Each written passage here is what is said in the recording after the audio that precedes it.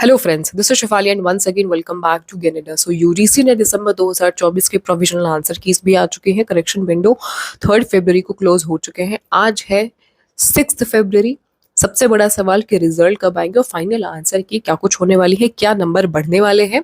तो बिल्कुल हर बार जब आपकी फाइनल प्रोविजनल आंसर की आती है उसमें काफ़ी सारे क्वेश्चंस चैलेंज किए जाते हैं, और इस बार पेपर फर्स्ट के जो आंसर की है मैक्सिमम क्वेश्चंस और बहुत सारे शिफ्ट में जो आंसर्स हैं वो रॉन्ग दिए गए हैं यूडीसी की तरफ से, तो डेफिनेटली उनको चैलेंज भी किया गया। और आप सभी के जो मार्क्स हैं सबसे पहले तो वो इम्प्रोवाइज होने वाले हैं, बढ़ेंगे मार्क्स। जो भी आपने कैलकुलेशन किया होगा मार्क्स का, उसमें से मिनिमम 5 से 6 क्वेश्चन तो हर लगभग सब्जेक्ट में ही मेजोरिटी ऑफ सब्जेक्ट्स में रॉन्ग रहे हैं। तो 5 to 6 क्वेश्चन के जो मार्क्स हैं मिनिमम आपके इंक्रीज होने वाले हैं फाइनल आपके आंसर की में। अब सवाल ये है कि रिजल्ट कब आएगा। दूसरा पॉइंट, तो रिजल्ट आपका नेक्स्ट वीक में आ जाएगा। नेक्स्ट वीक का मतलब आज 6 फरवरी है, थर्सडे है। नेक्स्ट वीक स्टार्ट होगा आपका मंडे से, यानी कि 10 फरवरी से स्टार्ट होगा। तो जो आपकी अपकमिंग वीक है खत्म होते होते यानी कि 15 फरवरी के पहले पहले तक आप सभी के फाइनल रिजल्ट्स आ जाएंगे। वो इसलिए क्योंकि इस बार यूजीसी 27 जनवरी को एग्जामिनेशन खत्म करती है और 31 जनवरी को अपनी प्रोफेशनल आंसर की निकालती है। तो इसका मतलब बिल्कुल साफ है, ये उनका जो एक सिस्टम चल रहा है, उनका जो एक मैकेनिज्म चल रहा है एग्जामिनेशन को कंडक्ट भी बहुत अच्छे तरीके से स्मूथली कराया। इस बार प्रोविजनल आंसर की भी टाइम पे निकाला, एडमिट कार्ड भी इस बार बिल्कुल ठीक टाइम पे आए, सब्जेक्ट वाइज जो आपका शेड्यूल है सब कुछ ठीक टाइम पे आया। तो सारी चीज़ें अभी तक ठीक ठीक टाइम पे हो रही है। तो बहुत हाई चांस है कि आप सभी का जो रिजल्ट है वो प्रोविजनल आंसर की के 10 दिन के भीतर भीतर जो निकालने का इनका एक नियम है कि आपने प्रोविजनल आंसर की निकाल दी, करेक्शन का जो एक आपका विंडो है, वो जो आपने चैलेंज करने वाला विंडो वो खोला, उसके 10 दिन बाद आपको आपका रिजल्ट डिक्लेयर करना होता है। तो उन सारी चीज़ों को ये फॉलो कर रहे हैं। तो 15 फरवरी अगर आप एक डेट समझना चाहें तो आपके हम सभी की सुविधा के लिए ये एक डेट है, उसके पहले पहले तक रिजल्ट आ जाएंगे। और जिस दिन आप लोगों की फाइनल आंसर की आएगी सेम डे रिजल्ट आएगा। फाइनल आंसर की और आपका जो रिजल्ट है वो बिल्कुल सेम डे, 1-2 घंटे के डिफरेंस पे आता है, और कई बार तो सेम टाइम पे अपलोड हो जाता है। अब सवाल ये है कि कितने लोगों का सिलेक्शन होगा जेआरएफ के लिए, कितने लोगों का सिलेक्शन होगा नेट के लिए, कितने लोगों का सिलेक्शन होगा पीएचडी के लिए। तो यहाँ पे हम कुछ आंकड़े समझ लेते हैं। पिछली बार जब एग्जामिनेशन हुआ था, यानी कि जो आपका एग्जामिनेशन अभी हाल फिलहाल में हुआ था दिसंबर के पहले, यानी कि जून वाला जो एग्जामिनेशन हुआ था जून 2024 में, वहां पे लगभग 11,21,000 कैंडिडेट्स ने 11,21,000 कैंडिडेट्स ने फॉर्म फिलअप किया था। और उसमें जो आपका एक सिलेक्शन क्राइटेरिया रहा है अभी तक यूजीसी का, इस बार भी उतना ही लगभग एप्लीकेंट्स है। 11 लाख पिछली बार थी, इस बार भी हमारे जो एप्लीकेंट्स हैं वो 11 लाख, मतलब 10 लाख के तो ऊपर ही रहने वाले हैं। दिसंबर 2024 में भी 10 लाख से अधिक विद्यार्थियों ने फॉर्म फिलअप किया है। एक अमूमन जो आंकड़ा हमेशा से चला आ रहा है वो यही है। पिछली बार यानी कि जून 2024 से इस वजह से आंकड़े बढ़े क्योंकि इस बार इन्होंने जो 4 साल के कोर्स कर रहे हैं अंडर ग्रेजुएशन, उनको भी एंटरटेन करना स्टार्ट कर दिया है। वो लोग भी फॉर्म फिलअप कर सकते हैं, इसलिए 1-1.5 लाख जो एप्लीकेंट्स है वो वहां बढ़ गए। अब यहाँ पॉइंट ये आता है, सबसे ज्यादा सिलेक्शन होता है पीएचडी वालों का। मतलब जो पीएचडी वाली कैटेगरी है, 3 कैटेगरी होती है। एक तो आपका पीएचडी कैटेगरी में सिलेक्शन होना, दूसरा नेट में, तीसरा जेआरएफ में। सबसे ज्यादा सिलेक्शन होता है पीएचडी कैटेगरी में। क्यों? क्योंकि इसमें जो मेरिट बनती है वो कम बनती है, तो बच्चे ज्यादा सिलेक्ट हो जाते हैं। फिर दूसरी कैटेगरी होती है नेट की, और फिर उसके बाद में जेआरएफ की कैटेगरी होती है। अब देखिए यहाँ पे कैटेगरी के हिसाब से सिलेक्शन नहीं होता, यहाँ पे हर एक सब्जेक्ट की मेरिट बनती है। 85 अलग अलग विषय हैं जिसमें यूडीसी एग्जामिनेशन कंडक्ट कराता है। हर एक सब्जेक्ट की अपना इंडिविजुअल कट ऑफ बनती है, अपनी इंडिविजुअल मेरिट बनती है, अपने इंडिविजुअल मार्क्स बनते हैं।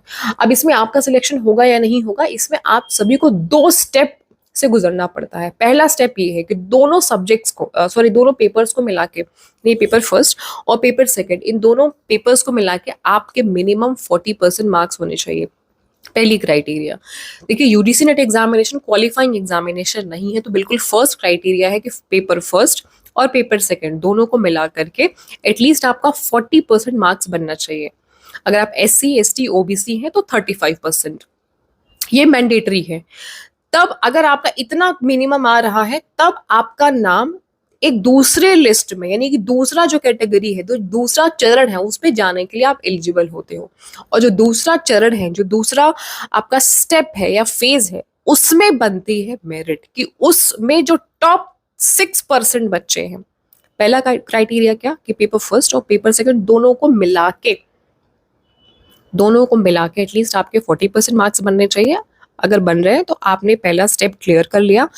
अब ऐसे सारे बच्चे जिनके 40% मार्क्स से ज्यादा है वो सारे एक दूसरे लिस्ट में आ जाते हैं।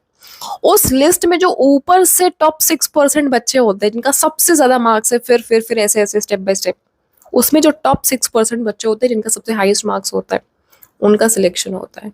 और उन टॉप 6% में से जो टॉप 1% होते हैं उनको मिल जाता है फेलोशिप। फेलोशिप का मतलब जूनियर रिसर्च फेलोशिप यानी कि स्कॉलरशिप, यानी कि ये फेलोशिप का इस्तेमाल आप करते हैं अगर आपको आगे पीएचडी करनी है, रिसर्च करना है, तो आपको यूनिवर्सिटी ग्रांट कमीशन अनुदान देता है।